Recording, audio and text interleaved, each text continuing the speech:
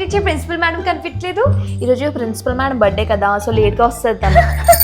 దయ్యాలు కూడా బర్త్డే జరుపుకుంటారా? జోక్ చేశాను టీచర్. టీచర్ మనం టీచర్స్ అందరం కలిసి ప్రిన్సిపల్ మేడం గిఫ్ట్ ఇద్దాం, అలా అయినా పార్టీ ఇస్తుంది కదా. సో టీచర్ లంచ్ ఏం తెచ్చుకున్నారు? అయ్యో టీచర్ లంచ్ ఎందుకు తీసుకొస్తాను, ప్రిన్సిపల్ మేడం కి గిఫ్ట్ ఇచ్చాం కదా మనం, ఇంత పెద్దది, మనకు కూడా పెద్ద పార్టీ ఇస్తుంది కదా ఇప్పుడు. సో అక్కడే నేను ఫుల్ తినేసి కడుపున తినేసి వెళ్ళిపోతాను, సరేనా?